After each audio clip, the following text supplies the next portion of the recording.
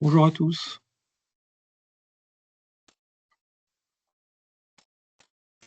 On va laisser encore une dizaine de secondes avant de démarrer. Donc, merci à tous pour être joints à ce webinaire de présentation du rapport 2024 du Climate Transparency Hub qu'on a réalisé cette année avec l'Observatoire de la finance durable, donc en partenariat avec l'ADEME. Je te propose de passer à la slide suivante, Edouard.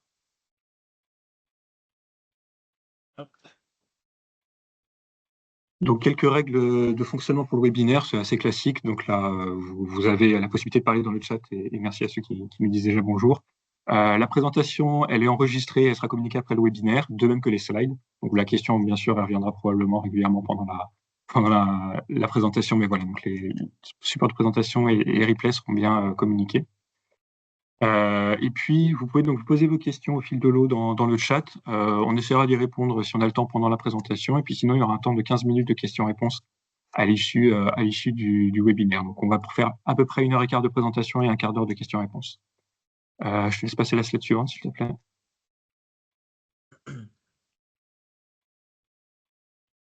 Voilà. Donc, comme je le disais, le travail a été fait entre l'ADEME et l'Observatoire de la finance durable. Donc, Stanislas Ray, moi-même et Édouard Villepoux, pour l'Observatoire, avons travaillé sur ce rapport qu'on va vous présenter. Et puis, on va laisser Mathieu et Émilie, qui sont respectivement à l'ADEME et à l'Observatoire, faire une petite présentation. Mathieu, je te laisse la parole. Ouais, merci beaucoup Stanislas.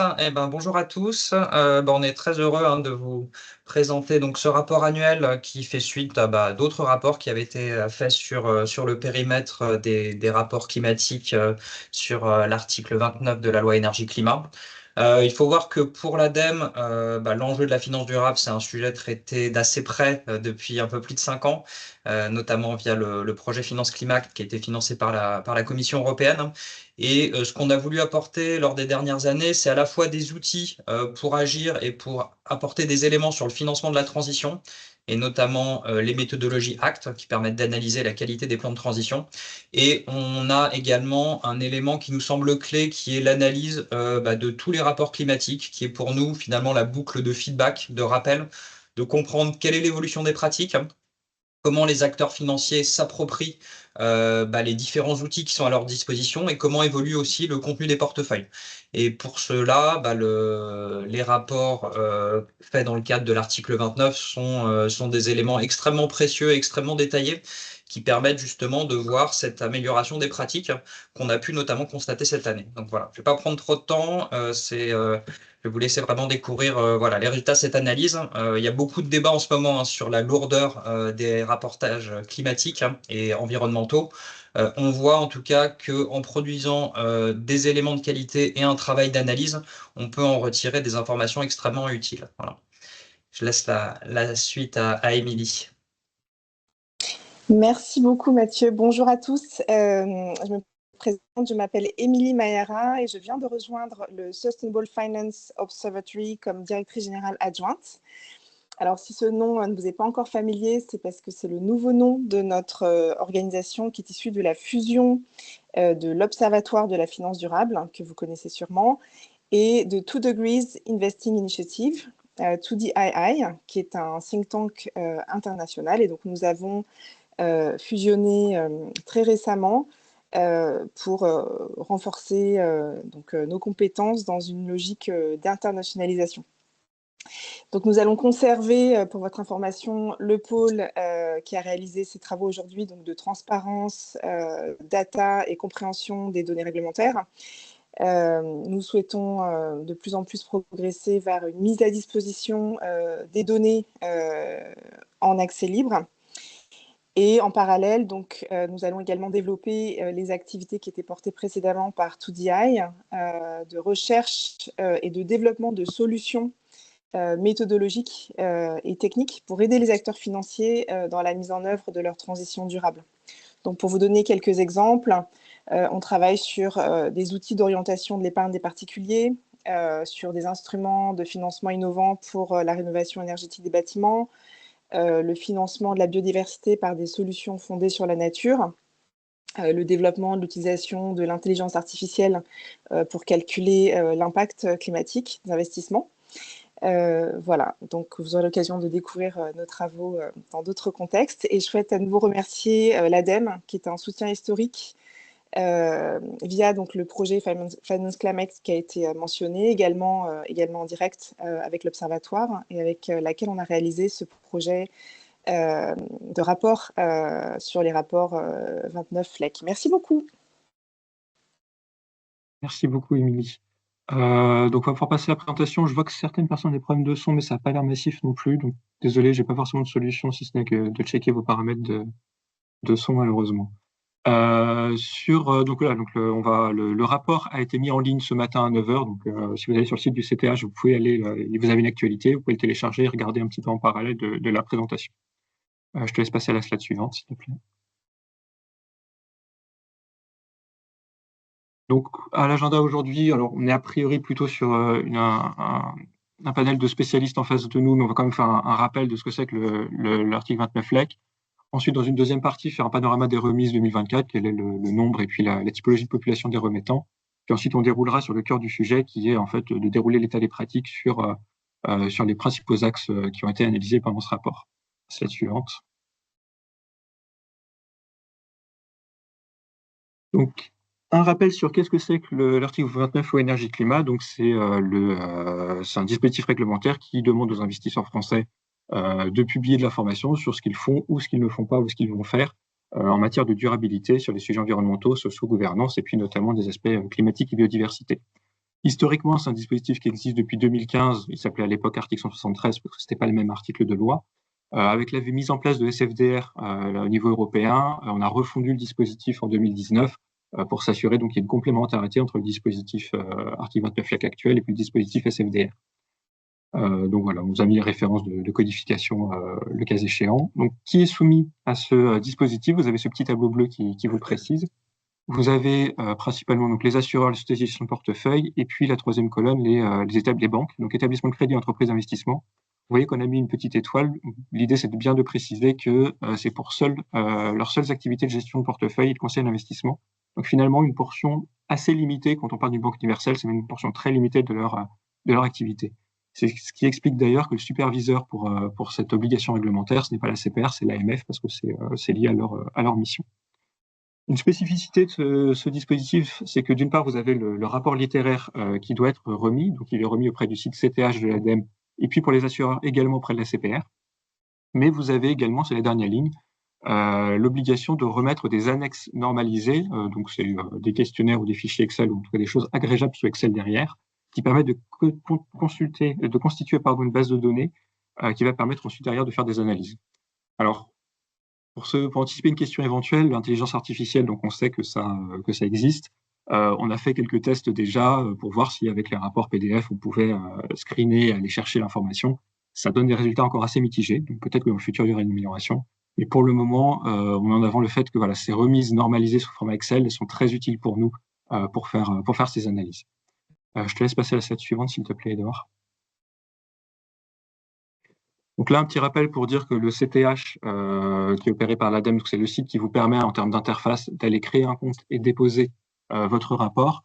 Je fais une petite digression pour signaler que cette année, on a changé un petit peu les modalités, le workflow de remise, notamment pour tenir compte des acteurs qui ont plusieurs entités dans leur groupe et qui, du coup, devaient s'embêter à créer une adresse mail à chaque fois par entité remettante.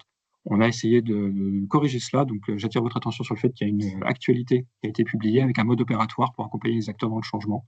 Donc lorsque vous ferez vos prochaines remises en mai-juin prochain, eh ben, vous pourrez prendre connaissance de ces éléments. Slide suivante, s'il te plaît. Dans un rapport 29 LEC, donc un petit rappel sur ce qu'on y trouve. Donc c'est la structure du décret qui vous est rappelée ici. Et on voit que l'information à fournir n'est pas la même selon la taille de l'entité. Donc, toutes les entités, quelle que soit leur taille, qu'elles soient au-dessus ou en dessous de 500 millions d'euros d'encours ou de bilan, doivent présenter à minima une démarche générale. Alors, en général, ça va prendre 4-5 pages pour les petits acteurs qui précisent, voilà, qu'est-ce que je fais sur l'ESG ou qu'est-ce que je fais pas si je ne fais rien. Est-ce que j'ai les produits articles 8 ou 9 SFDR que je propose et est-ce que je disclose notamment ma part d'encours ESG. Voilà, donc toutes ces informations sont à fournir par toutes les entités.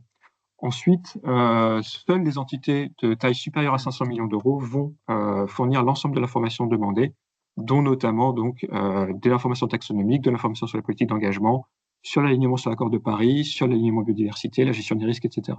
Et puis enfin, au niveau des fonds supérieurs à 500 millions d'euros, on demande une information précise de stratégie par produit. Dans notre analyse, on a assez logiquement focalisé essentiellement sur les entités supérieures à 500 millions d'euros d'encours ou de bilan, puisque c'est elles qui donnent toute l'information. L'information au niveau des fonds n'est pas collectée au niveau du CTH, alors elle peut l'être de manière facultative, mais du coup elle n'est pas de manière obligatoire. Ce n'est pas une information qu'on a traitée.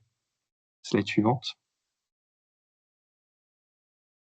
Donc, comment est-ce qu'on a travaillé pour faire ce rapport? On est dans des rapports qu'on fait annuellement, donc on a déjà fait un rapport depuis 2021, on fait des rapports. Là, pour la deuxième année, on a accès à ces données normalisées remises par les superviseurs, donc qui nous aident énormément. Et donc, on a ces deux sources d'informations, les rapports littéraires et les remises normées. Donc, ce qu'on a fait, c'est qu'on a construit des statistiques globales avec des tendances par type de population, assureurs, banques, sociétés de gestion de portefeuille, également par typologie de société de gestion de portefeuille, grâce à cette base de données agrégée. D'autre part, on a pu ponctuellement aller étudier sur des séries statistiques, voir des points singuliers, aller voir les rapports littéraires pour mieux comprendre et du coup enrichir nos analyses. Et puis enfin, cette année, grâce à l'apport notamment du Sustainable Finance Observatory, on a pu mener des analyses plus précises sur un échantillon de 34 acteurs, 12 assureurs, 22 sociétés de gestion de portefeuille, où les critères de sélection, ça a été essentiellement les principaux acteurs en termes de taille. Et puis on a essayé de veiller à une certaine forme de diversité des profils au sein des sociétés de gestion de portefeuille. Slide suivante. Tu peux passer à la slide suivante, Edouard. Désolé, j'ai l'impression qu'il y a un délai dans le passage des D'accord, ok. Dans ce cas-là, ouais, au calendrier. Non, c'est bon, c'est très bien. Enfin, du coup, le calendrier, juste pour dire rapidement que vous avez remis vos rapports dès le 30 juin pour 99% d'entre vous. C'est pas effectivement, on est déjà en février l'année suivante. La raison en est que les remises annexes des superviseurs, elles arrivent beaucoup plus tard dans l'année. En fait, c'est en décembre qu'on a concentré nos analyses. Tu peux passer à la slide suivante. N'hésite pas à anticiper, au pire, c'est pas grave, je reviendrai après. Donc voilà pour ce contexte. On va passer maintenant au panorama des remises elles-mêmes. Donc la manière dont ça fonctionne, c'est que la CPR et l'AMF nous communiquent la liste des assujettis. Donc vous avez dans le tableau à droite la liste, vous voyez qu'il y a environ 1100 assujettis, essentiellement de sociétés de gestion de portefeuille, 240 assureurs et puis 150 banques. Et puis du coup, nous, on compare ce qui a été remis et après on envoie la liste des éventuels manquants aux superviseurs qui peuvent, s'ils le souhaitent, faire des relances. Donc ce qu'on voit, c'est que le taux de remise est de 3 quarts, un peu plus de 3 quarts. Et puis, donc essentiellement sur les sociétés de gestion de portefeuille, un plutôt bon taux de conformité, presque à 90%, les assureurs à 75%, et puis sur les banques, on est à un tiers seulement. En termes de nombre, on a une grosse progression, c'est le tableau d'en dessous par rapport à l'année dernière. On voit surtout sur les assureurs, notamment grâce à des relances menées par la CPR, et grâce au fait que certains assureurs qui remettaient uniquement au niveau groupe ont remis au niveau entité, ça a boosté le nombre de remises, donc on voit une hausse assez impressionnante. Sur SGP et banque, on est plutôt stable. Donc, le taux de remise, il est plutôt bon, il n'est pas 100%, mais il est plutôt bon. L'ADEME n'est pas superviseur, donc c'est pas à nous d'aller chercher les non-remettants, c'est aux superviseurs selon leur choix et leur priorité. L'année dernière, le taux de conformité est à 59% seulement. La raison, c'est que, donc d'une part, beaucoup plus de remises côté assureur, et puis d'autre part, au niveau bancaire, comme dit, c'est certains agréments seulement qui sont couverts. Et il y a une précision cette année qui a dit que les banques qui disposaient de l'agrément mais qui ne l'exerçaient pas n'étaient pas assujettis. Donc ça a conduit à réduire le nombre d'assujettis bancaires, qui est passé de un peu plus de 200 à 150. Donc c'est ce qui explique une amélioration quand même relative du taux de remise côté bancaire, mais qui reste assez faible. Slide suivante.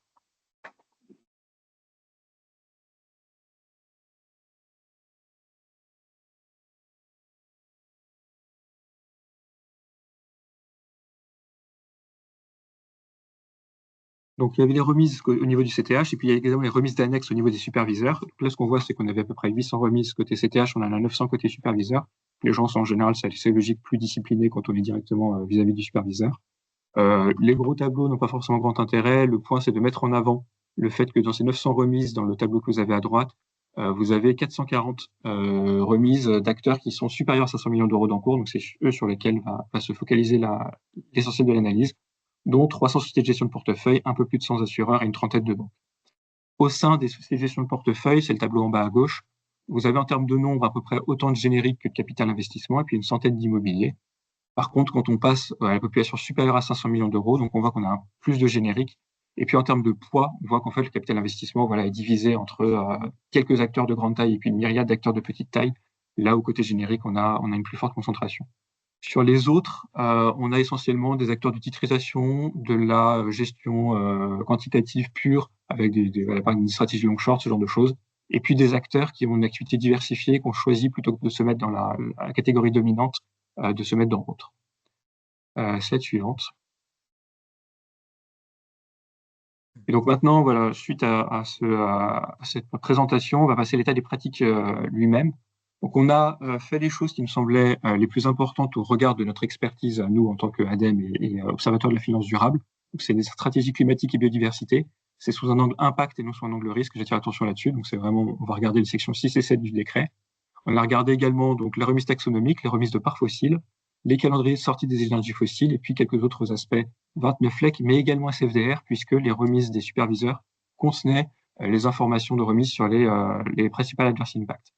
On n'aura pas forcément tout le temps pendant ce webinaire on n'aura pas forcément le temps de balayer l'ensemble de ces sujets.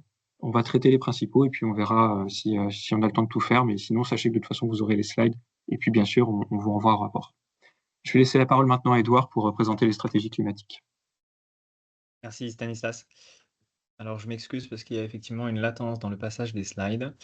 J'espère que c'est pas trop gênant pour vous. Alors on peut commencer par donc les stratégies climatiques. Donc le décret d'application de l'article 29 FLEC demande aux acteurs de communiquer sur leur stratégie de conformité à l'accord de Paris et aux objectifs environnementaux internationaux. Pour cela, il oriente vers quelques métriques qui permettent de mesurer à l'échelle du portefeuille l'impact sur les émissions de gaz à effet de serre. Voilà, donc le tableau que vous avez là montre les différentes métriques qui sont utilisées par les acteurs. Ce qui saute aux yeux, c'est qu'il y a une grande diversité de métriques utilisées. Pour autant, celles qui sont les plus utilisées par les acteurs financiers sont celles qui sont à la fois les plus répandues et celles qui sont indiquées spécifiquement dans le décret d'application. À savoir donc empreinte carbone, intensité carbone et ce qu'on a appelé degré là dans le tableau, qui est la mesure en température implicite.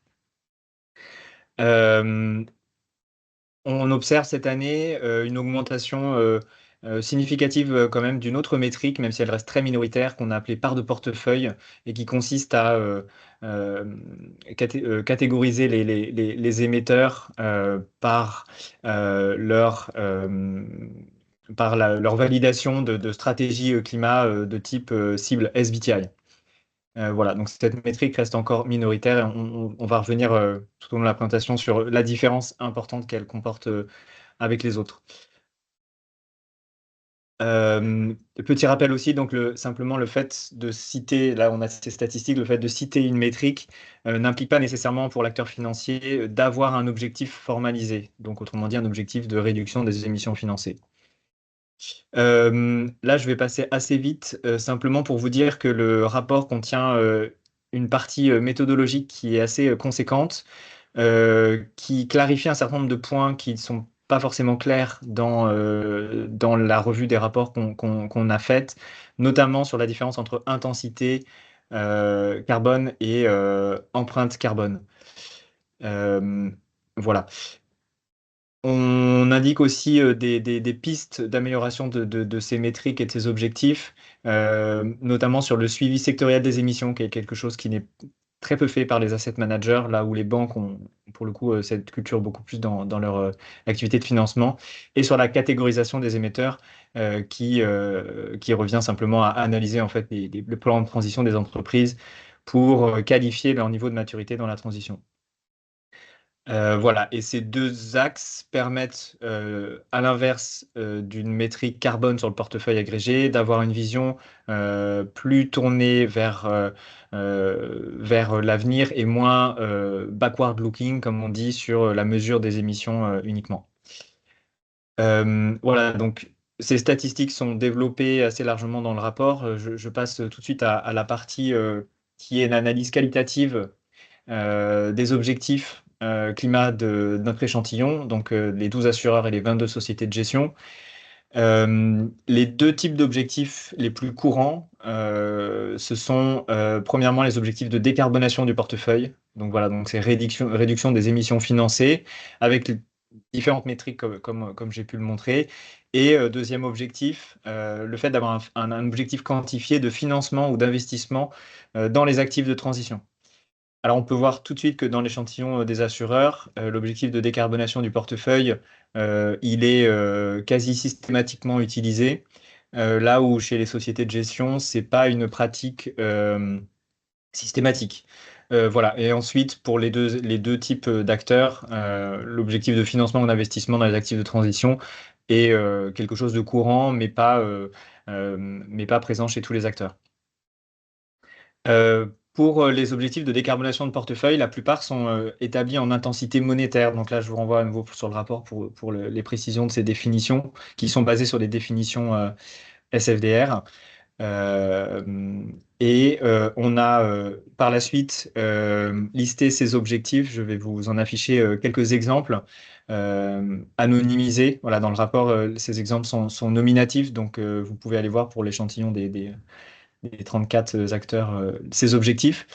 Voilà, donc des métriques qui sont différentes, mais la plupart du temps en intensité monétaire, donc tonnes de CO2 équivalent par million d'euros investis.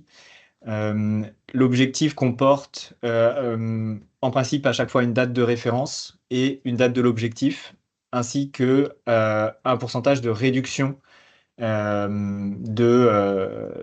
émissions financées du portefeuille. Voilà, il y a des variations au niveau des périmètres sur ces objectifs. La plupart du temps, les scopes 1 et 2 sont pris en compte, mais pas nécessairement le 3. Les périmètres d'actifs financiers qui sont concernés par l'objectif sont souvent précisés, mais de manière assez générale, ce qui ne permet pas toujours d'être certain du périmètre global de cet objectif. On a évalué ces objectifs à l'aide de la méthodologie Act Finance qui a été développée par l'ADEME. Le rapport revient longuement sur les détails de cette méthodologie. Globalement, elle consiste à traiter chaque objectif de la même manière, quelle que soit la date de départ et d'arrivée, quelle que soit la métrique qui est utilisée aussi. Donc, ça permet de les comparer. Et quand on applique donc cette méthode, on arrive à ce résultat. Donc là, c'est représenté sous forme de boîte à moustaches avec les valeurs minimales, maximales. La moyenne, c'est la croix, la médiane, c'est le trait. On remarque que la plupart des acteurs ont un objectif de décarbonation de portefeuille qui est calibré sur un rythme qui est en accord avec les standards, notamment SBTI, sur voilà, quel rythme de réduction des émissions financées il faut avoir pour potentiellement atteindre la neutralité carbone en 2050.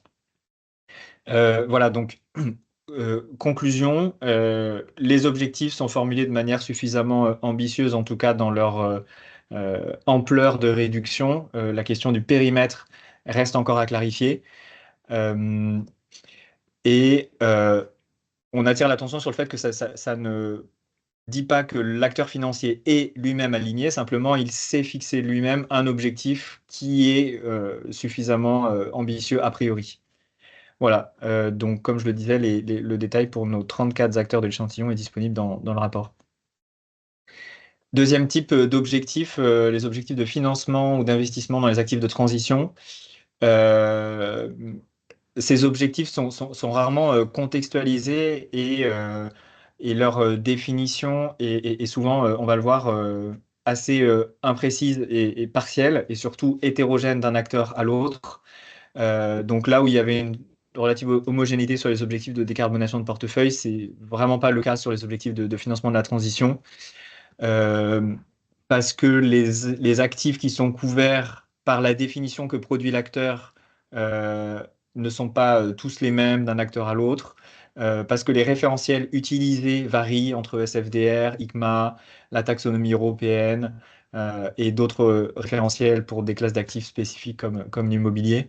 Et ensuite, le niveau d'exigence que l'acteur appliquent à cette définition varient également. C'est-à-dire qu'entre deux acteurs qui se disent « moi je raisonne sur SFDR pour définir ce qu'est selon moi un actif vert ou durable », un acteur pourra dire « moi c'est tout ce qui est dans mes fonds articles 8 et 9 que je considère durable », tandis qu'un autre acteur pourra dire c'est tout ce qui est dans les fonds article 9 uniquement. Voilà, donc la comparabilité de ces objectifs, elle est vraiment mise en défaut par cette hétérogénéité des définitions. On a là aussi utilisé la méthodologie Act Finance de l'ADEME pour essayer de qualifier ces objectifs et on s'est arrêté simplement à la définition, c'est-à-dire qu'on ne porte pas euh, de, euh, de qualificatif sur l'ambition de l'objectif en lui-même, sur le montant des actifs que l'acteur s'engage à avoir en faveur de la transition, mais simplement la définition. Et les scorings, là où ils étaient relativement bons pour les objectifs de décarbonation, sont nettement moins bons pour la qualité des définitions utilisées. Donc, pareil, dans le rapport, vous retrouverez un peu cette grille d'analyse qui est dans Act Finance. Et voici quelques exemples d'objectifs intermédiaires de financement et d'investissement de la transition. Les formulations varient beaucoup. Parfois, les montants sont des montants annuels, des montants agrégés sur la période jusqu'à 2030. Parfois, il n'y a pas forcément de date d'échéance. Et voilà, là, on a deux exemples de définition. L'une assez succincte, l'autre un peu plus développée pour des classes d'actifs plus précises. Et on a appliqué donc la grille Act Finance pour attribuer un score à cette définition. Voilà, d'autres exemples ici. J'attire votre attention sur la deuxième ligne. Donc, cette société de gestion généraliste a, elle, opté pour un objectif qui est basé sur la métrique qu'on a appelée part de portefeuille, qui en fait, voilà, c'est la part du portefeuille d'actifs dont les émetteurs ont des cibles SBTI validées. Voilà, et donc cet objectif que l'acteur s'est fixé, c'est d'avoir d'ici 2030 75% de son portefeuille sur des émetteurs qui sont validés SBTI. Ça permet d'avoir une approche beaucoup plus agrégée sur le portefeuille, puisque c'est l'entièreté du portefeuille d'actifs qui est prise en compte et pas une portion des actifs qu'on attribue spécifiquement à la transition, là où on ne place pas d'exigence sur le reste des actifs. Première chose. Deuxième chose, ça permet d'avoir une approche qui est sectorielle, parce que ces cibles SBTI, elles sont attribuées aux entreprises selon la nature de leur secteur, évidemment. Voilà, donc c'est une métrique qu'on encourage et qui, par rapport au suivi des émissions du portefeuille, d'être beaucoup plus orienté vers les stratégies de transition des entreprises pour l'avenir. Donc, en synthèse sur cette partie des stratégies climatiques, voilà, donc le dispositif 29 LEG demande un peu trois piliers, les ambitions, la temporalité et les métriques. Donc, de l'analyse quantitative, on a vu que maintenant, il y a plus de la majorité des acteurs qui déclarent une métrique, donc autrement dit, déclarent à minima un suivi des émissions financées de leurs actifs. Là où l'année dernière, c'était moins de la moitié. Ces unités de mesure sont encore très hétérogènes, comme on l'a dit, et les plus utilisées sont celles auxquelles fait référence directement le décret. De notre analyse qualitative sur l'échantillon de 34 acteurs, voilà, donc il y a un certain nombre de conclusions que je vous ai partagées et je vous renvoie au rapport pour les précisions méthodologiques qui nous semblent importantes. Voilà, les deux limites qu'on met vraiment en évidence, c'est que le suivi des émissions financées est backward-looking, qui ne permettent pas de piloter, exempter une stratégie d'allocation d'actifs qui soit contributive à la transition. Et l'approche agrégée qui est vraiment largement répandue chez les asset managers empêche d'avoir une distinction sectorielle, ce qui est très important pour faire transitionner tous les secteurs, y compris et en premier lieu les plus émetteurs. Autre point important, c'est que cette approche en portefeuille agrégé, elle comporte aussi un risque qu'on appelle de décarbonation virtuelle. Le principe est simple, si je veux réduire les intensités, l'intensité des émissions de mon portefeuille. Je n'ai qu'à faire des arbitrages dans mon portefeuille et sortir de tous les secteurs qui sont les plus émetteurs. Et alors, mon portefeuille aura une intensité carbone beaucoup plus faible, alors que dans l'économie réelle, je n'aurais pas contribué à une baisse effective des émissions. Voilà. Et Stanislas, je te repasse la parole maintenant pour passer aux stratégies de biodiversité. Merci beaucoup, Edouard. Du coup, tu peux passer directement à la slide suivante. Donc, un rappel de ce que demande le décret sur la biodiversité, donc d'un point de vue, encore une fois, impact, donc contribution aux objectifs. Hein, et après, il y a la section qui parle des risques qui n'est pas traitée. Donc, ce qu'on demande concrètement, c'est une information qui est structurée sur en quoi l'acteur va s'aligner avec donc, ce qui est explicité dans le décret comme étant les conventions sur la diversité biologique, ce qui, depuis 2022, s'est traduit par les cibles de Kunming-Montréal, qui est un peu le pendant des accords de Paris pour la biodiversité. On demande également d'analyser la contribution aux principales pressions et impacts définis par l'IPBES, donc c'est le pendant du GIEC pour la biodiversité. Donc ça va être une analyse à partir donc par exemple l'artificialisation du sol, le réchauffement climatique, les espèces invasives, etc. Et puis enfin, il y a cette notion de mention de l'appui sur un indicateur d'empreinte biodiversité. La notion n'est pas définie elle-même dans le décret, mais l'idée générale derrière, c'est d'essayer d'avoir un indicateur ou une batterie d'indicateurs qui vous permettent un peu de piloter votre impact sur la biodiversité. Tu peux continuer. La biodiversité, bon, je pense que j'apprends rien à personne. C'est plus difficile que le climat, qui est déjà pas forcément totalement évident, comme l'a mis en évidence Edouard. Donc, le CGDD et l'ADEME ont co-travaillé en pilotage du développement d'un guide en matière de biodiversité qui a été publié en février 2024 pour essayer de dire, bon voilà, rappel de qu'est-ce que demande le décret, qu'est-ce qu'on peut faire, donner des pistes, des ressources, etc. L'un des angles de l'analyse qui a été effectuée, c'était de dire, est-ce qu'on peut apprécier à quel point ce guide a pu avoir un impact ou pas. Je te laisse continuer. On a également cité pour mémoire donc, les ressources existantes au niveau de l'Institut de la finance durable, qui a fait un travail assez significatif sur le sujet, donc pour montrer que voilà, les institutions financières ne sont pas laissées à l'abandon sur ce point. Je te laisse continuer.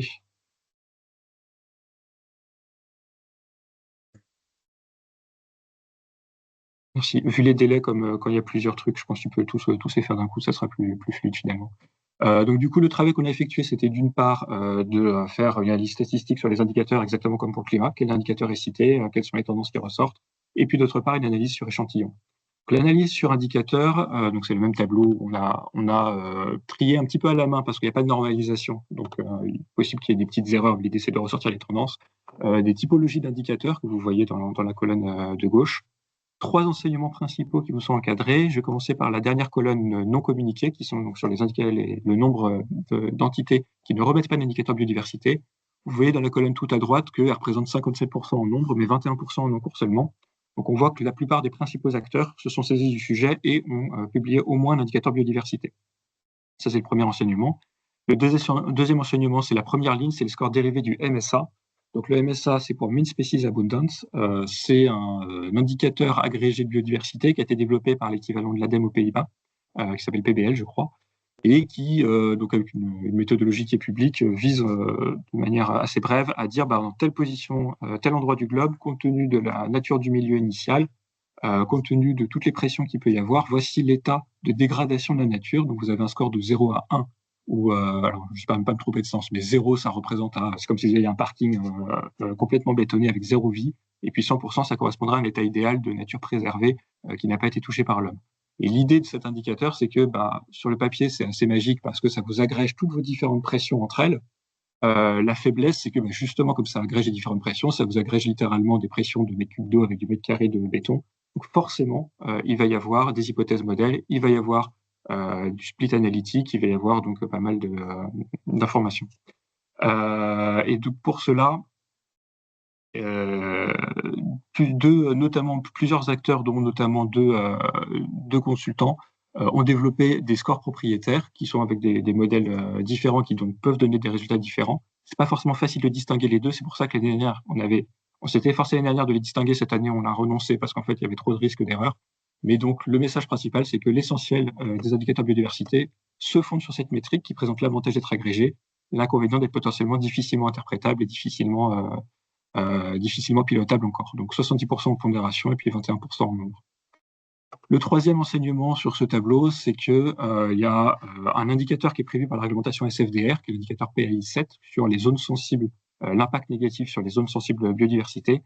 Et l'intérêt, justement, c'est de dire que là, cet indicateur qui est prévu réglementairement est finalement assez peu utilisé, puisqu'il y a seulement 22 acteurs, dont 21 sociétés de gestion de portefeuille qui le citent. Je te laisse passer à la slide suivante. Donc, passons à l'analyse qualitative. Donc, très difficile d'évaluer la qualité de parties narratives sur un sujet. La méthodologie qu'on a prise, c'est quelque chose de très robuste et de très simple, c'est de dire combien de pages sont consacrées au sujet. Dans le tableau, vous avez le nombre de pages côté assureur, société de gestion de portefeuille. On a mis les banques assez de côté parce que vu la faiblesse de l'échantillon et le fait que justement une seule partie des activités était pris en compte, on a assez peu poussé les statistiques sur les banques. Donc vous ne tenez pas sur les focus s'il n'y a pas les banques. Ce qu'on voit, c'est qu'il y a en moyenne 7 pages qui sont consacrées sur le sujet. Ce qui est intéressant surtout, c'est de voir la progression par rapport à l'an passé, où on voit qu'il y a 20% de taille en plus. Donc les rapports se structurent. Alors ça ne dit rien de la qualité de ce qu'il y a dedans, évidemment, mais ça donne un message quantitatif sur le sujet. Par ailleurs, on s'est efforcé de développer un mapping entre ce que dit le guide, quels sont les grands principes du guide, et puis est-ce qu'on retrouve ces principes-là dans les rapports. Et on a développé une petite métrique qui est détaillée dans le rapport pour essayer de dire à quel point c'est aligné ou pas. Et donc, on produit cette statistique qui vous est donnée ici. Vous voyez que les assureurs sont alignés à 77%, les SGP à 52% en moyenne.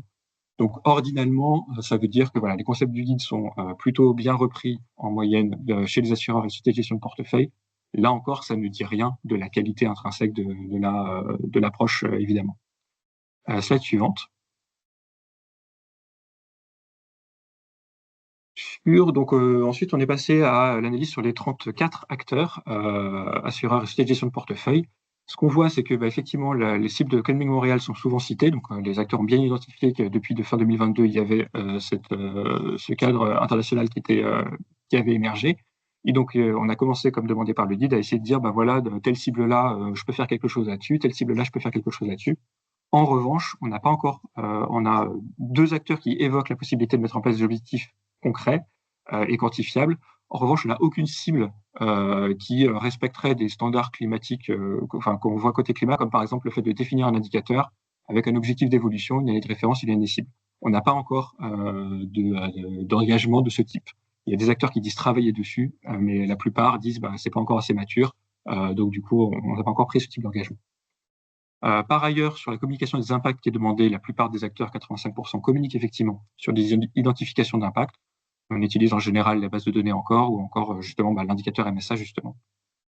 Ce qui est intéressant, au-delà de dire regardez, j'ai calculé mes impacts, si vous faites juste ça, c'est une première étape qui est importante, mais en soi, ça ne va pas aider à grand-chose. Donc, ce qui est intéressant, c'est de voir est-ce qu'on commence à voir, parce que il y a quand même un petit peu d'historique maintenant, est-ce qu'il y a des analyses de variation d'une année sur l'autre, est-ce qu'on commence à voir des tendances, des messages qui se dégagent.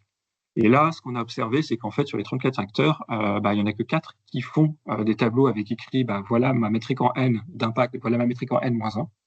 Et sur ces 4-là, il n'y en a que 2 qui apportent des explications. Un qui donne une explication globale sur le fait mon périmètre a bougé, donc forcément, ça va bouger les choses. Et un autre qui dit je me suis quand même embêté à aller chercher au niveau même, un niveau assez granulaire. Et puis, il y a des évaluations que je n'arrive pas à expliquer. Donc, notamment, c'est sur le MSA. Où du coup, il cite explicitement en disant sur tel acteur, le MSA a explosé ou au contraire a fortement baissé, je n'arrive pas à expliquer pourquoi. Donc, l'idée, on est dans un cadre de disclosure, c'est complètement l'esprit du décret que de dire je pose des choses, je tente des choses et j'explique si ça marche ou si ça marche pas, et j'explique pourquoi ça ne marche pas. Donc, ces 2 entreprises ont fait une démarche tout à fait pertinente en expliquant jusqu'au bout leur raisonnement. Le constat qu'on dresse au niveau global, c'est que cette partie d'identification des impacts, elle reste encore aujourd'hui assez peu opérationnelle. On est encore vraiment dans une phase d'apprentissage et de progression continue des acteurs sur le sujet. Slide suivante. On a regardé ensuite un petit peu les leviers un petit peu classiques concrets sur la politique d'investissement, donc notamment l'exclusion. Ce qu'on observe, c'est qu'il y a assez peu finalement d'acteurs de l'échantillon qui parlent explicitement d'exclusion au niveau biodiversité, 40% des assureurs, 27% des sociétés de gestion de portefeuille, donc essentiellement sur les généralistes, et puis après, on n'en a pas observé explicitement sur les immobilières. Dans la pratique, donc c'est les sujets de déforestation, pesticides, des controverses qui vont se retrouver. On a souhaité mettre en avant explicitement certains acteurs, donc là, en l'occurrence, la société de gestion de portefeuille Mirova, il y a une politique de standard minimum qui est particulièrement, qui est assez étoffée. Donc, on vous a mis un exemple encadré. L'idée, c'est de se dire la biodiversité, c'est un sujet fragmentaire. On ne peut pas se contenter d'avoir, c'est pas comme pour le climat où vous dites, bon, bah, il y a le charbon et le pétrole et puis j'ai fait l'essentiel. Là, vous avez vraiment des sujets fragmentaires avec des pratiques différentes, des localisations différentes. Et l'idée, c'est qu'ils décrivent une approche en amélioration continue en disant, bah, on enrichit année après année notre standard et ça va traiter de manière assez précise certains sujets. Et donc, on vous pousse cet exemple comme source d'inspiration potentielle pour vos propres démarches pour montrer que c'est possible. Partie suivante. Sur les autres aspects, tu peux dérouler l'ensemble avec l'autre slide. Deuxième sujet, c'est il y a souvent les acteurs vont mentionner en disant bah voilà, j'investis ou je propose des fonds à thématique biodiversité. Donc 2 tiers des assureurs, 1 tiers des sociétés de gestion de portefeuille font ça. Le point d'attention qu'on a et qui est repris du guide, c'est de dire voilà, c'est pas parce qu'un fonds a une thématique biodiversité qu'il va nécessairement pouvoir contribuer de manière discernable à un impact et à une contribution aux accords de Kunming-Montréal. Ce qu'on voit souvent, c'est du best in class. Alors, c'est des vrais best in class, hein. Il y a un vrai process, un score biodiversité, une exclusion de 20 à 30% de l'univers d'investissement, donc pas de problème. C'est significativement engageant. Mais par contre, après, ça ne dit rien. Le fait d'avoir exclu les 30% les plus mauvais ne dit absolument pas que les 70% restants, effectivement, sont dans une bonne position et ont des pratiques vertueuses. Donc, on attire l'attention là-dessus en disant peut-être ajuster la communication ou faire attention à la communication sur ce sujet pour ne pas juste dire ah bah regardez, j'ai un fonds biodiv, donc ça veut dire que j'aide à la biodiv. C'est malheureusement un petit peu plus compliqué que ça. Sur l'engagement, donc c'est un levier qui est très largement cité par les acteurs de l'échantillon.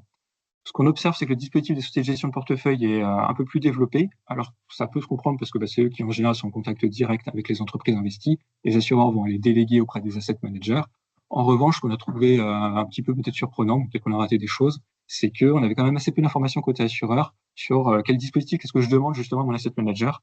Est-ce que j'interroge mon asset manager sur son cadre d'engagement vis-à-vis des entreprises dans lesquelles il investit, notamment sur la thématique biodiversité. On met néanmoins en avant une pratique du rapport d'engagement de Amundi qui est très détaillée. Et tu peux passer à la slide suivante.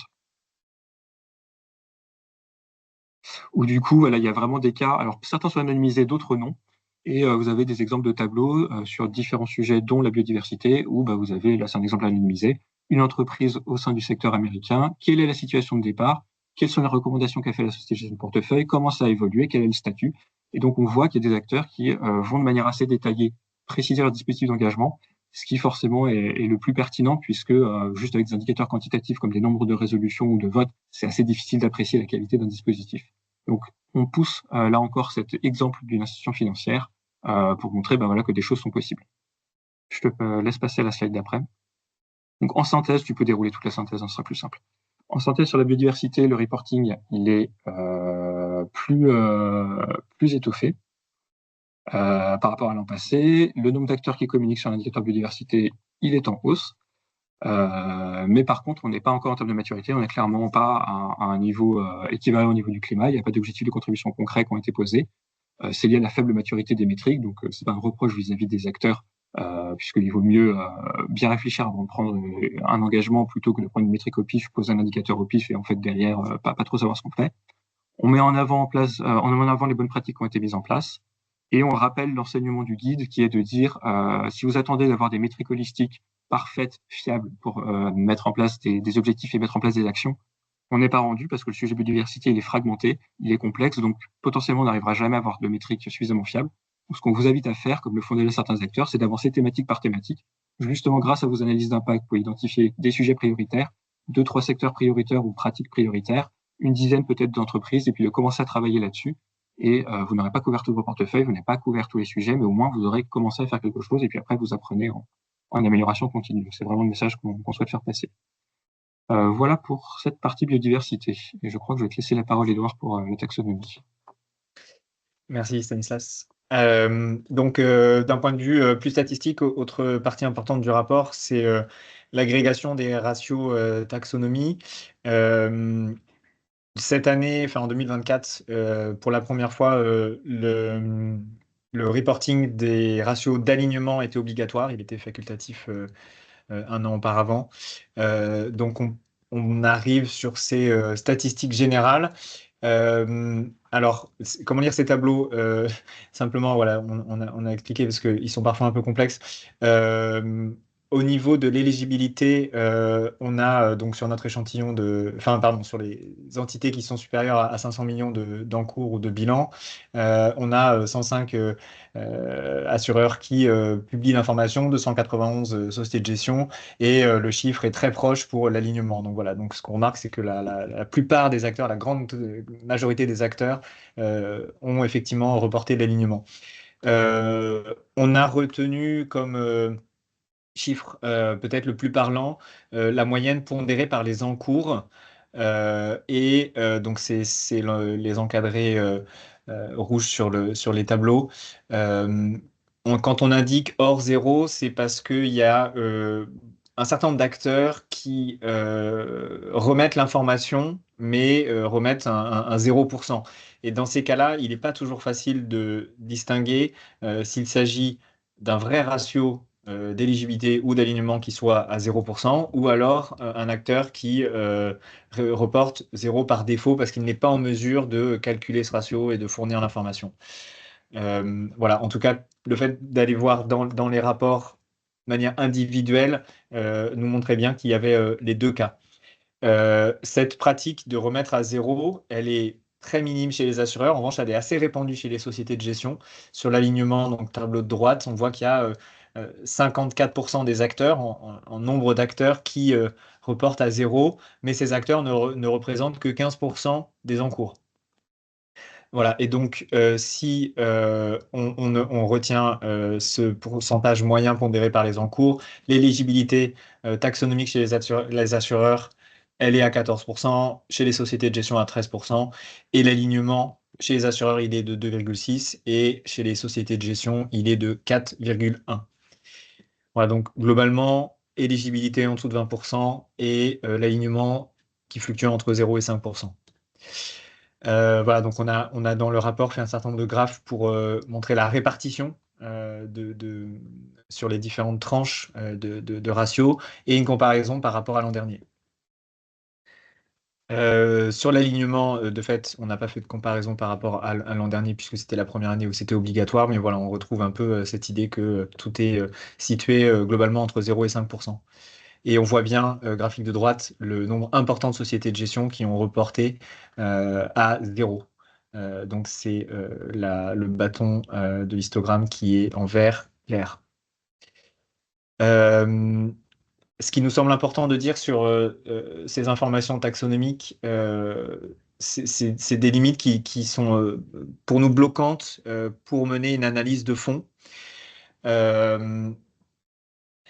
La première chose, c'est qu'on observe des écarts d'informations entre ce qui est indiqué dans le rapport littéraire, donc le rapport 29 LEC, qui est public sur le site de l'entité, de l'acteur financier et sur le site du CTH, d'une part, et d'autre part, dans les tableaux Excel qui sont remis aux superviseurs. Donc c'est quelque chose qui nous semble important de soulever.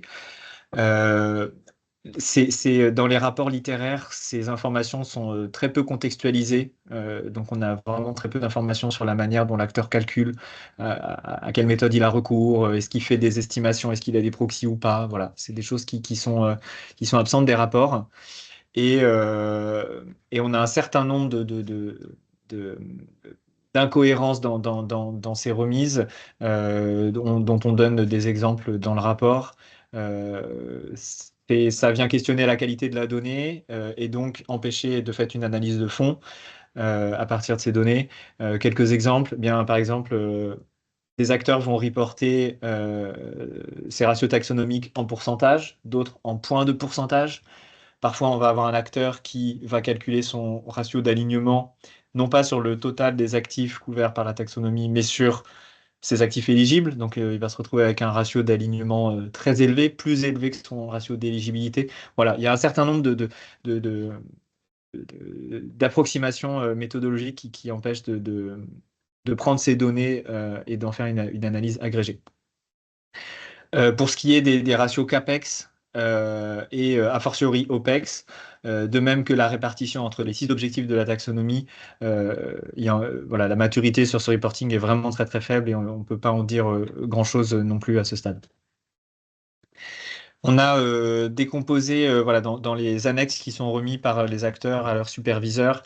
Il y a donc ces ratios en pourcentage, mais il y a aussi les montants en unités monétaires, ce qui permet de reconstituer un peu à l'échelle agrégée la composition des portefeuilles. On voit que la part des entreprises qui sont soumises à la taxonomie, pour les sociétés de gestion, elle est de 50%. Et pour les assureurs, elle est de 25% seulement. Donc voilà, exemple frappant du fait que la taxonomie couvre assez peu les actifs de ces acteurs, ce qui limite l'interprétation. Voilà, on donne un certain nombre d'éléments sur cette partie plus méthodologique et à nouveau, on vous renvoie au rapport pour en lire les détails. C'est un des facteurs explicatifs au fait que les taux d'alignement sont faibles, mais ce n'est pas le seul. En synthèse, donc sur la taxonomie, comme je l'ai dit, difficile d'avoir un message vraiment de fond sur le sujet encore, euh, parce que le reporting taxonomique est complexe, c'est un sujet d'actualité évidemment. Aussi parce que la collecte des données par les acteurs financiers auprès des entreprises est encore partielle et pas suffisamment détaillée et expliquée dans les rapports. Et voilà, si on fait abstraction de ces limites, on peut quand même tirer ces chiffres-là. L'éligibilité est en moyenne de 0 à 20% et l'alignement inférieur à 5%. Et Stanislas, je pense que tu as le temps de dire Ouais, on est un pas mal mot écouté. sur Fossil. Ce qu'on va faire, c'est qu'à midi, tu me coupes la parole et on passe sur PAI-CSDR. Donc sur la part fossile, ce qui est demandé, c'est la part des encours dans les entreprises actives dans le secteur des combustibles fossiles. Donc, la définition, elle est cadrée par SFDR, donc elle est complètement équivalente entre l'article 29 FLEC et SFDR. Et elle est assez particulière dans le sens où quand bien même vous avez une entreprise qui aurait 1% de chiffre d'affaires sur une des activités fossiles citées, eh ben, vous devez comptabiliser 100% de l'exposition financière que vous avez avec cette entreprise. Donc ça, c'est quelque chose qui est clarifié dans SFDR. Ce qu'on voit dans les articles 29 Flex, c'est des pratiques plus diverses où il y a des gens donc, qui font cette approche-là. Il y a des gens qui vont faire une approche par transparisation et ils vont des notions de part brune un petit peu parallèles à la taxonomie où ils vont dire bon bah en fait là comme il y a 10% de fossiles dans cette entreprise, je vais prendre en compte 10% de l'exposition. Ou il y a encore des gens qui vont dire bon bah moi ma population de gens fossiles, je vais prendre par exemple une liste de producteurs de charbon Urgewald, je vais prendre par le code NAS, je vais prendre voilà par ces approches-là qui vont en fait faire un sous-ensemble de la population effectivement à viser. C'est important parce que bah, forcément, en fonction de la définition que vous prenez, vous allez observer les grandes variations dans les taux. Une autre manière de voir cette variabilité, c'est que le reporting normalisé des superviseurs prévoit l'information à deux endroits, d'une part au niveau du 29 FLEC lui-même, et d'autre part pour les gens qui sont soumis à la fois à 29 FLEC et à SFDR, au niveau du principal adverse impact de SFDR qui traite ce point. Ce qu'on a fait, c'est un graphe que vous voyez en bas à droite qui vous mappe les deux. La droite identité au milieu. Donc, ce qu'on voit de manière assez rassurante, c'est que la plupart des gens, la donnée est bien identique, mais on voit quand même qu'il y a un nombre assez significatif d'acteurs pour lequel la donnée entre les deux est différente sans qu'on arrive forcément à trouver d'explication de pourquoi. Donc, ça pose un peu la question et ça met un petit warning sur la valeur de l'indicateur lui-même. Je te laisse passer à la slide suivante.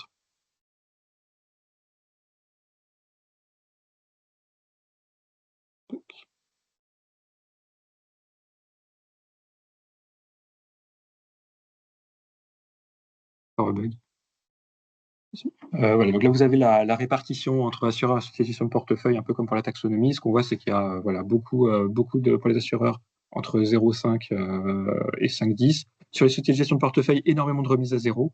Alors, ça peut se comprendre, notamment pour le capital investissement et l'immobilier, où assez nativement, l'univers d'investissement n'est pas exposé aux fossiles, encore que sur l'immobilier, une station-service, normalement, c'est dedans. Sur le capital investissement, si vous avez un secteur d'activité particulier, support, qui est listé, en théorie, il faut le prendre. Mais du coup, ça pose vraiment question sur la comparabilité des valeurs. Ce qu'on a vu notamment, c'est qu'une société de gestion de portefeuille de premier plan remettait un taux de 20%, qui est générique, donc qui investit très largement sur les indices mondiaux. La plupart des autres sociétés de gestion de portefeuille de profil similaire remettaient entre 0 et 5%. Donc on imagine ce que ça pourrait donner. Donc a priori, celle qui remettait 20% respectait bien la définition telle que j'ai décrite plus haut. On imagine bien que si tout le monde respectait cette définition, probablement que les chiffres seraient beaucoup plus élevés. Donc c'est un élément de contexte à garder en tête. Je laisse passer à la slide suivante. Voilà, donc en résumé sur cette part fossile, j'ai déjà décrit les principaux points, et on a donc une difficulté d'interprétation là aussi à cause de l'hétérogénéité méthodologique sous-jacente. donc départ de 5 à 10% en moyenne qu'on disclose, mais à prendre avec des pincettes.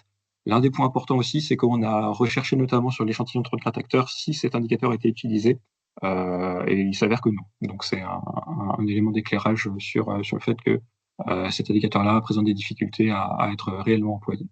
Je te laisse passer à la slide suivante. Sur la sortie des énergies fossiles, pardon, on passe directement. Donc, j'allais assez vite. Du coup, on a une information qui est un peu différenciée entre assureur et société de gestion de portefeuille.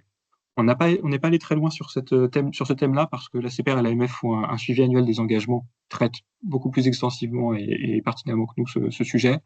Quelques points d'enseignement. À gauche, donc les sociétés de gestion de portefeuille demandaient de l'information d'exclusion sur le charbon, l'hydrocarbure non conventionnel et l'hydrocarbure conventionnel. Ça, c'était étoffé par rapport à l'an passé. Et ce qu'on voit, c'est que sur le charbon, on a, en termes de pondération par les encours, 70% de taux de présence d'exclusion charbon. On tombe à 30% en termes de nombre, c'est-à-dire que la plupart des petits acteurs n'ont pas de politique d'exclusion charbon. Et sur l'hydrocarbure, qu'il soit non conventionnel ou conventionnel, le taux tombe très largement. Et ce qu'on observe, c'est qu'il y a même un inversement, où en fait, c'est plutôt des petits acteurs, a priori des acteurs de niche, qui je pense ont une promesse environnementale assez forte, qui vont dire explicitement j'exclus l'hydrocarbure conventionnel, alors que finalement en taille, ils représentent moins. Donc vous voyez 7% en nombre et 3% en taille seulement. Il y avait une question qui était optionnelle, mais qui a été remplie par la plupart des acteurs qui remplissaient par ailleurs cette information, qui était sur l'exclusion des nouvelles capacités. Donc pour rappel, les SGP, c'est à peu près 300 SGP supérieurs à 500 millions d'euros d'encours. Et vous voyez qu'il y en a un tiers seulement pour le charbon et du coup 20% pour l'hydrocarbure conventionnel, qui vont dire oui, j'exclus les nouvelles capacités en charbon ou en pétrole. Alors, à mettre ça en regard avec le consensus scientifique qui est qu'il faut arrêter immédiatement toute recherche ou toute exploitation nouvelle d'énergie fossile parce que de toute façon, il y en a trop pour permettre un alignement à 1,5 degré. Ça permet de poser la conclusion que, a priori, ce cadre de sortie des énergies fossiles n'est pas aligné avec l'accord de Paris.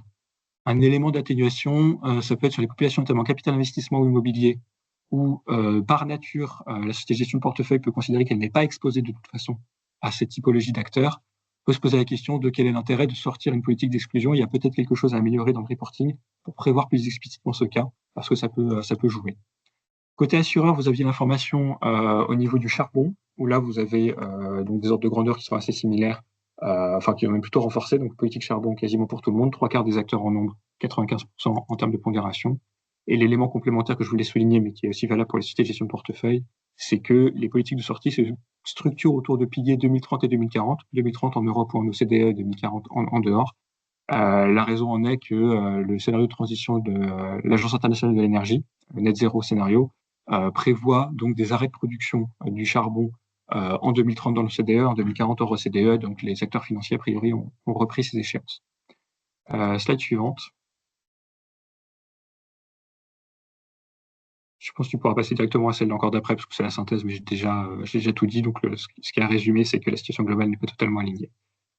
Sur les autres aspects, rapidement, 29 LEC. Donc, on a étudié, pour le coup, pas uniquement sur les encours supérieurs à 500 millions, mais sur l'ensemble des acteurs, parce que c'était demandé pour l'ensemble des acteurs, la part d'encours qui prennent en compte les aspects ESG, et d'autre part, les statistiques d'engagement. Sur les encours ESG, côté assureur, la CPR a fait le choix de structurer l'information autour des encours article 8 et article 9 SFDR, de resserrer un peu la définition, parce que c'est vrai que prendre en compte les encours ESG, ça peut être très vague. Si c'est juste une politique d'exclusion d'armes controversées ou de toute façon, légalement, vous êtes obligé de le faire, est-ce que vraiment c'est prendre en compte les encours ESG, ça peut paraître un peu léger. Donc là, au moins, on a un référentiel un peu plus pertinent. Ce qu'on voit, c'est que l'information était divisée entre fonds euros et fonds en unité de compte. Et le comportement, alors, il peut y avoir des caveats sur la qualité des données encore, hein, mais le comportement qu'on observe, c'est 2/3 des fonds en euros qui sont article 8 et très très peu de fonds en euros article 9.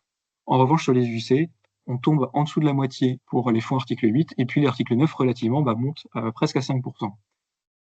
Vous avez peut-être des explications, n'hésitez pas à en faire part dans le chat. Les hypothèses qu'on a posées dans le rapport, qui sont assez spéculatives, hein, c'est pour ça qu'on prend des pincettes, c'est que l'article 9, a priori, l'investisseur est un peu plus intéressé au sujet, puisqu'il prend plus de risques, et du coup, potentiellement, les investisseurs ont pu manifester explicitement leur intérêt pour des produits à forte valeur ajoutée durabilité, et ça pourrait expliquer que l'article 9 a ce petit bonus sur les fonds en unité de compte.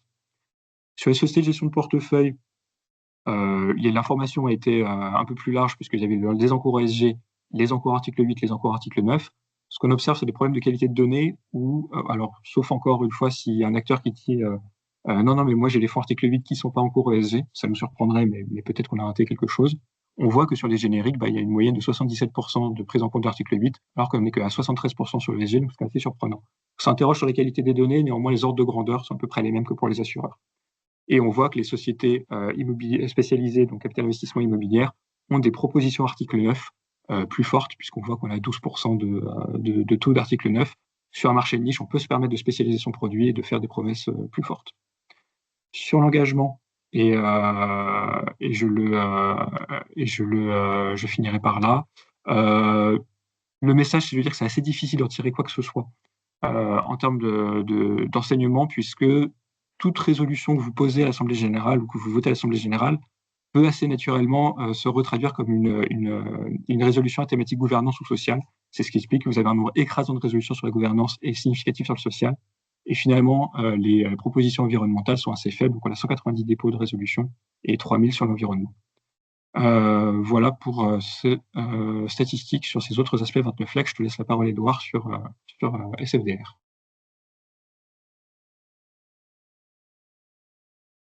Pardon, j'étais en mute.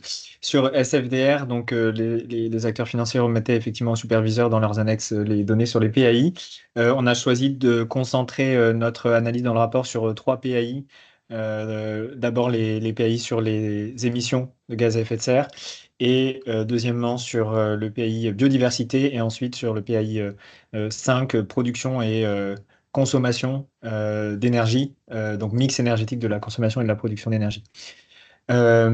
Sur les émissions de gaz à effet de serre, au niveau statistique, l'écrasante majorité des acteurs reportent les scopes 1, 2 et 3 dans leur PAI. Quelques acteurs font un choix différent, notamment sur le scope 3. Ces statistiques, voilà, on met en exergue ça, peuvent laisser penser à une certaine homogénéité. Dans la pratique de remise, oui, mais pas nécessairement dans les méthodologies de mesure et en particulier, évidemment, comme tout le monde le sait, sur le scope 3. Deuxième chose, étant donné les confusions dans le reporting qu'on a pu observer sur les différentes thématiques, il n'est pas à exclure qu'il y ait dans les remises des confusions d'unités, voilà, entre CO2, kilos, tonnes de CO2. Voilà, donc ces données, globalement, qui sont remises en montant d'émissions, sont pour nous à prendre avec du recul. D'autant plus qu'on a observé des différences d'une année à l'autre, puisque chaque année, les acteurs doivent reporter les PAI sur l'exercice écoulé, mais aussi le précédent. Donc, autrement dit, en 2024, les remises concernent les émissions de gaz à effet de serre en 2023 et en 2022. Et donc, on a pris ce reporting sur N-1 en 2022, on l'a comparé à ce qu'avait déclaré l'acteur dans son rapport précédent, donc l'année N, quand il a remis en 2023. On a 15% des acteurs qui n'ont pas remis le même montant. Alors, on imagine qu'il y a des corrections qui sont faites, des précisions, voire des changements de périmètre ou de méthode qui sont effectués. Et donc ça, c'est sur le scope 1. Et quand on considère tous les scopes, ce nombre d'entités pour qui il y a une différence, il monte à 55%, parce qu'évidemment, voilà, c'est le scope 3 qui cause le plus de variations et de corrections dans les mesures. Donc simplement pour vous mettre ces montants en parallèle. Donc le tableau montre pour les 3 catégories d'acteurs la valeur des émissions au 31/12/2022 telle qu'elle a été reportée en 2023 et en 2024. Et pour les assureurs et les sociétés de gestion, on observe pour chacune des catégories une baisse de environ 1 gigatonne de CO2 équivalent. Ce qui est problématique, sachant que le périmètre des acteurs ayant fait la remise a augmenté entre 2023 et 2024. Donc, il est tout à fait incohérent qu'on observe cette baisse. Ce qui nous permet de dire que sur ce montant des émissions calculées. On peut faire une analyse temporelle d'une année à l'autre, mais on ne pourra jamais, tant qu'il y a ces faiblesses méthodologiques, on ne pourra jamais constituer de séries temporelles qui permettent vraiment sur plusieurs années de voir l'évolution des émissions financées. Voilà, dans le rapport, on calcule une sorte de bilan carbone, mais qui est à prendre aussi avec des pincettes, puisqu'il y a des doublons, évidemment, puisque les assureurs sont exposés à des actifs qui sont par ailleurs détenus aussi, qui sont dans les actifs gérés par les sociétés de gestion. Donc voilà, il y a un certain nombre de facteurs, dont celui-ci, qui cause des doublons, et ce chiffre ne reflète a priori vraiment pas du tout la réalité des émissions financées par les acteurs financiers. Stanislas, je te repasse la parole pour le PI5. Merci beaucoup. Alors, donc, on a fait un exemple, on a fouillé deux principales averses d'impact parce qu'on avait la donnée disponible. C'était intéressant de regarder justement ce que ça pouvait donner pour donner éventuellement envie à d'autres acteurs d'aller faire des analyses plus approfondies. Donc, celui qu'on a choisi de vous présenter ici, c'est le PI numéro 5 sur la production et la consommation d'énergie. Donc, il y a deux données. C'est pour ça qu'on a analysé que côté société de gestion de portefeuille, parce que pour la raison de format de données, c'était les plus facilement exploitables. Et donc, ce qu'on observe, vous avez la répartition boîte à moustache à droite. Vous voyez donc sur la consommation d'énergie non renouvelable, vous voyez donc une moyenne qui est à peu près à 50%. Et puis, ça va très, très loin, entre 0 et 100%. Et puis, sur l'énergie produite, vous avez énormément de remises à zéro, ce qui, a priori, est plutôt logique, puisqu'on n'est pas forcément exposé à des producteurs d'énergie. Et puis, par contre, pareil, ça peut monter très, très haut. Donc, vraiment une répartition extrêmement variée, avec en fait une divergence méthodologique fondamentale, qui est un problème sous-jacent fondamental, qui est que finalement, notamment si je prends par exemple les producteurs d'énergie, qu'est-ce qui a du sens? Est-ce que c'est juste de dire, j'ai 3 millions de non renouvelables et mon portefeuille il fait 100 millions, je fais 3 divisé par 100, ça fait 3%? Ou est-ce que je zoome sur le sous-périmètre pertinent en disant, voilà, le secteur des producteurs d'énergie c'est 10 millions, j'ai 3 millions renouvelables, 3 divisé par 10, ça fait 30%. Donc forcément, vous avez un effet dilution massif en fonction de l'approche que vous allez prendre, sachant qu'il y en a une qui peut être a priori plus pertinente et pilotable si elle est contextualisée par un taux de couverture, et l'autre qui, du coup, est peut-être plus proche de la réglementation, mais du coup, est peut-être un peu moins pilotable.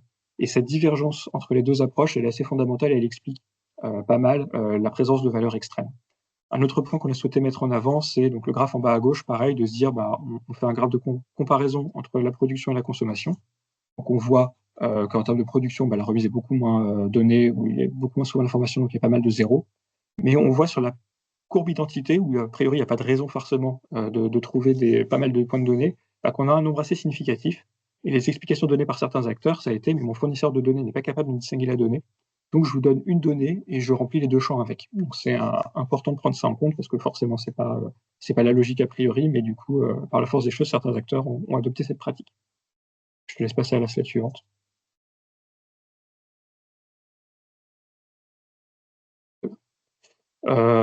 Du coup, tu peux pas. Biodiversité, c'est la même logique, c'est-à-dire qu'on voit des valeurs extrêmes, et ça s'explique exactement par la même logique, à savoir des acteurs qu'on fait sur un sous-périmètre, par exemple de 0,5% de leur encours, et du coup, forcément, ils avaient un taux très élevé, et puis d'autres acteurs qu'on dilué sur l'ensemble du portefeuille, donc des taux très bas. Je te laisse passer à la suivante.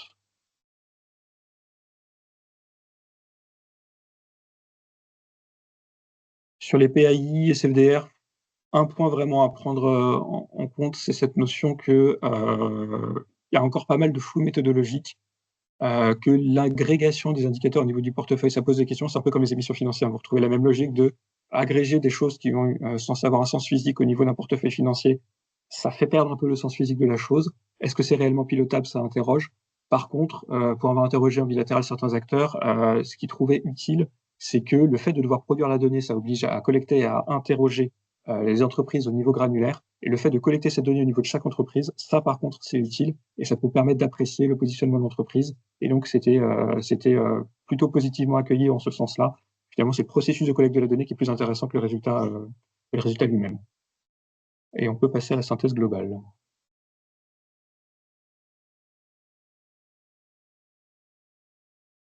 Tu peux dérouler tous compte tenu du délai. En synthèse globale sur tout cet exercice, on peut souligner que les taux de remise des rapports sont en progrès, donc plus 13% de remise en nombre. On attend un taux de conformité supérieur aux 3/4. On a une amélioration effective de la qualité de la structuration des reporting. Voilà, on voit que les gens ont l'habitude. Ils présentent les choses, ils n'ont pas peur de présenter les métriques, de présenter les limites éventuelles à ces métriques, ce qu'ils explorent, ce qu'ils n'explorent pas. Lorsqu'un concept est posé par le décret, c'est vraiment un point clé.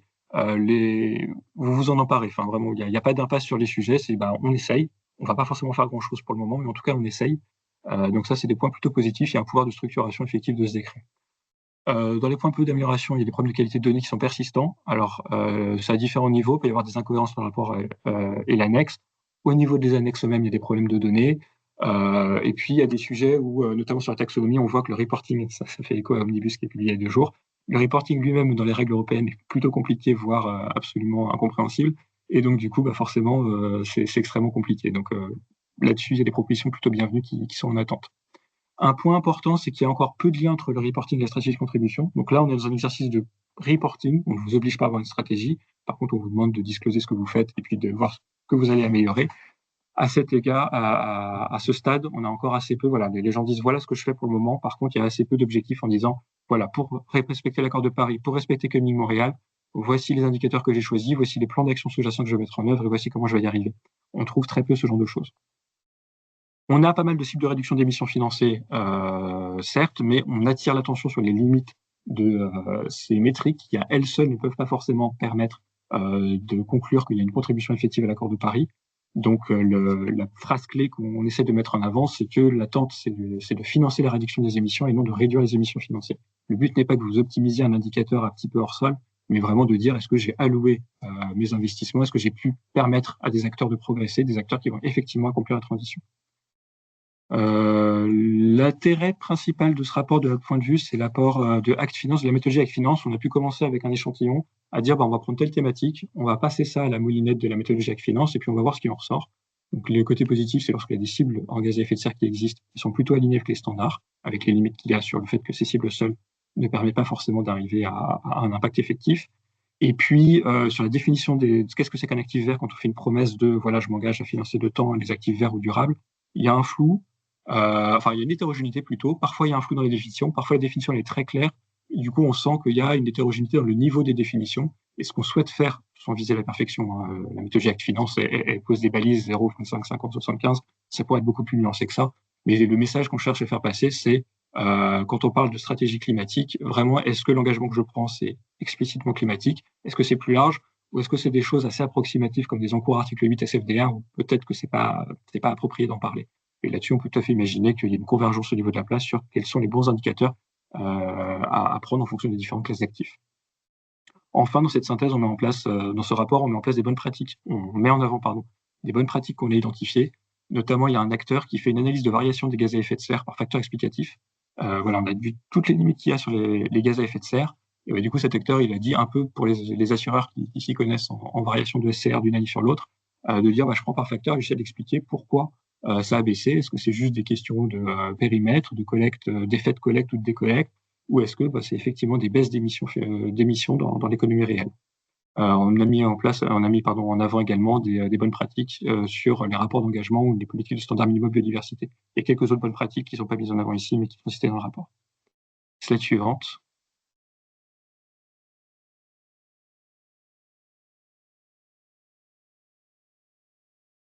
Sur les perspectives, donc on est conscient qu'il y a 2 jours, il y a Omnibus qui est apparu. Donc forcément, ça va jouer. On n'a aucune idée d'où ça va atterrir. Et nous, l'ADEME, on étudie les reportings, on apporte notre vision de qu'est-ce qui est fait avec.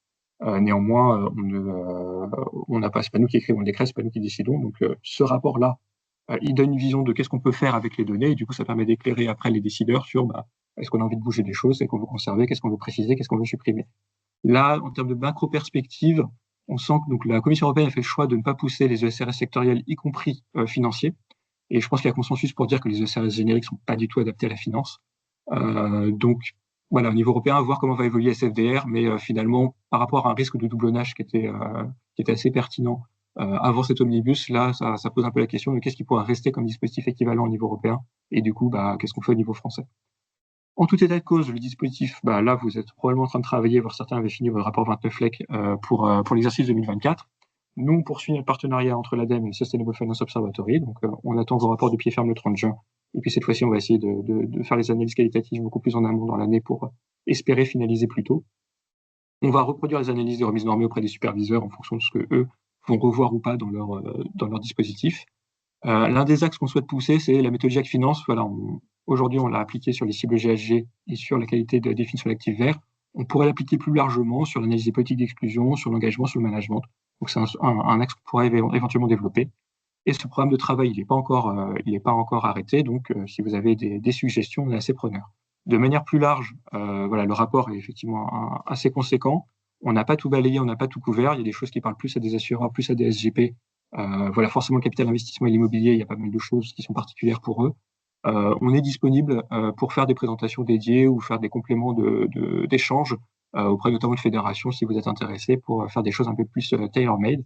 Et enfin, il y a déjà des acteurs qui l'ont fait dans le chat. Si vous voyez des erreurs ou des messages où, voilà, comme j'ai dit, de manière spéculative, on essaie de trouver des explications, et vous dites, ah non, mais non, moi j'ai fait ça pour cette raison-là, et c'est pas du tout ce que vous avez dit, n'hésitez pas à nous le signaler, il y a nos contacts dans le support, et voilà, on pourra pas forcément prendre en compte pour cette année, mais par contre, on gardera bien en tête pour l'année prochaine, ça nous permet à nous aussi de progresser. Et je remercie enfin tous les participants du chat qui ont apporté donc, des questions, qui ont apporté des ressources, ça contribue à l'utilité de ce webinaire. Ce qui nous laisse désormais donc une dizaine de minutes pour des questions que vous auriez en complément. Sinon, on peut aussi aller manger.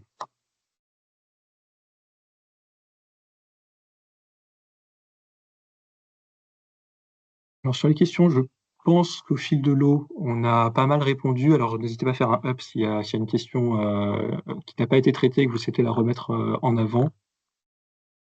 Hop là. Une présentation secteur immobilier intéressante, donc ok.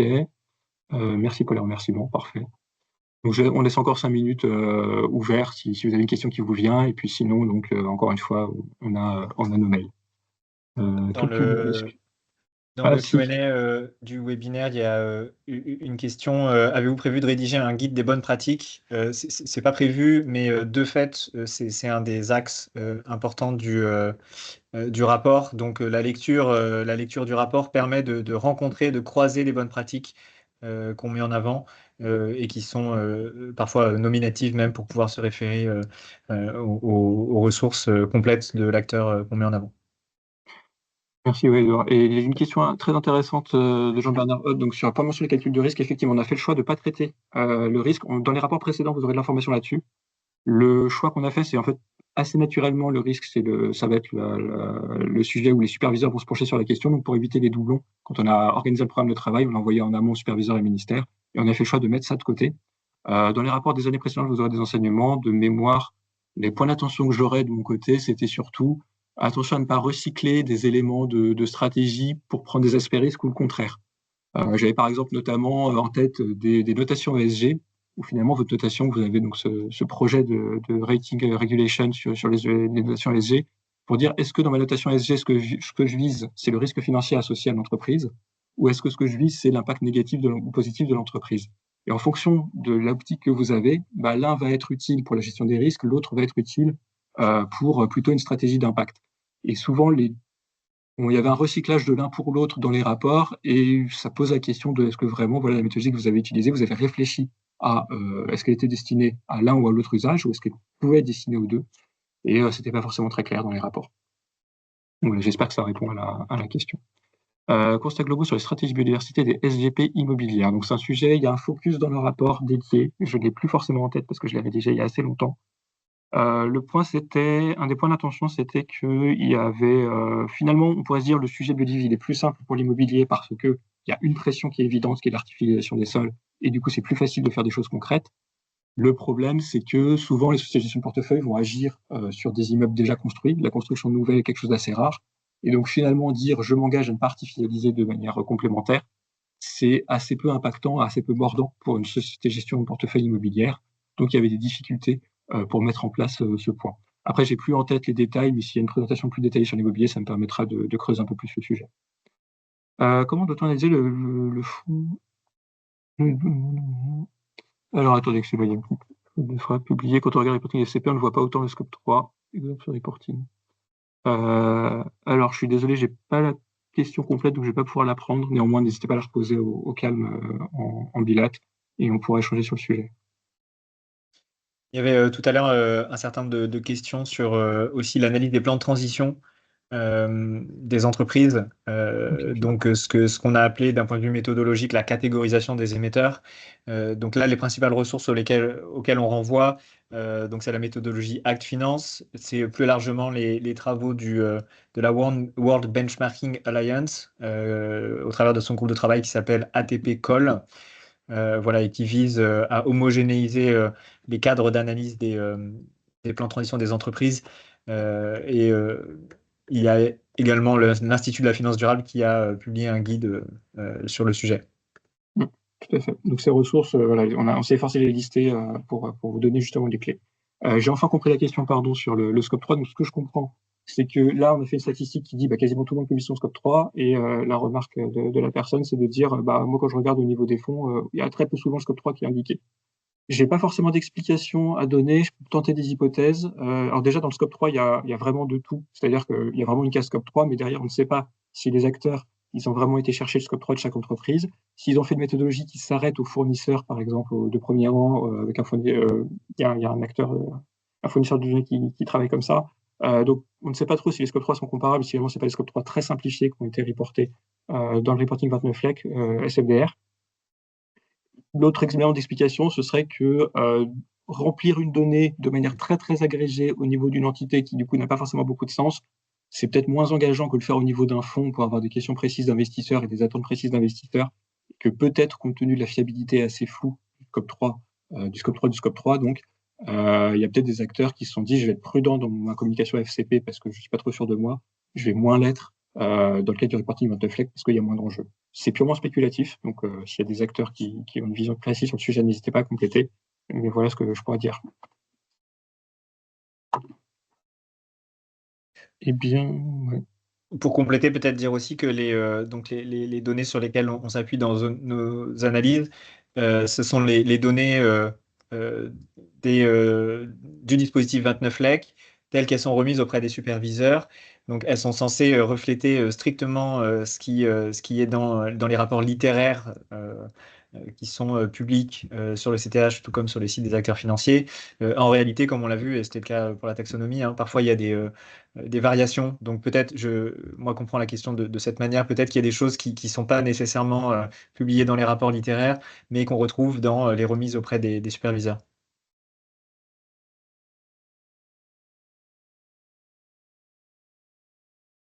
Très bien. Et ben, je pense qu'on pourra finir avec 7 minutes d'avance, dont nos estomacs nous remercieront. Merci encore pour votre participation à ce webinaire, et puis nous sommes disponibles pour toute précision complémentaire. Bonne journée à tous et bon week-end. Merci à tous, bonne journée.